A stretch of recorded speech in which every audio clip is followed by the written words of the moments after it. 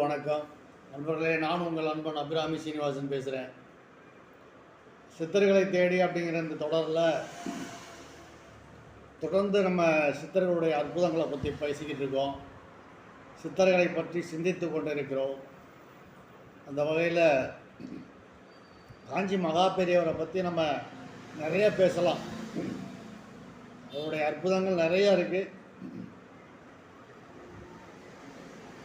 இப்போ நம்ம திருவண்ணாமலையில் இருந்த விசிறி சாமியார் என்று அன்போடு அழைக்கப்பட்ட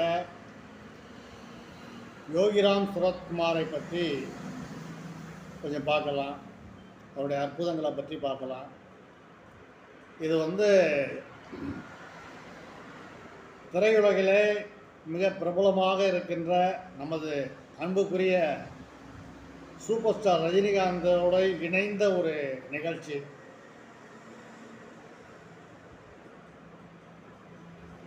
அந்த திருவண்ணாமலையிலே கிரிவல பாதை அப்போல்லாம் ரொம்ப வெளிச்சம் இல்லாமல் இருண்டு இருந்திருக்கிற ஒரு சூழ்நிலை இருந்திருக்கிறது. கிரிவலம் செல்வோருக்கு முறையான ஒரு பாதுகாப்பு இல்லாத ஒரு சூழ்நிலை அந்த காலகட்டத்திலே நிலவி கொண்டிருந்த காலகட்டத்தில் அதை போக்குவதற்காக அந்த கிரிவல பாதைக்கு ஒளி கொடுப்பதற்காக யோகிராம் சுரத்குமார் யோசிக்கிறாரு. சில படித்த பண்பாளர்களும் இதை பற்றி யோசிக்கிறார்கள். யோகிராம் சுரத்குமாருடைய பக்தர்களும் இதை பற்றியெல்லாம் யோசித்து கொண்டிருக்கிற போது இந்த கிரிவல பாதை முழுமைக்கும் விளக்குகள் போட நாம் ஏற்பாடு செய்தால் என்ன என்று யோசிக்கிறார்கள். அதற்கு ஆகும் செலவு இவ்வளவு வருகிறது என்று ஒரு ஐஏஎஸ் ஆஃபீஸர் சொல்கிறார். அவர் விசிறி சாமியாரின் தீவிர பக்தர்.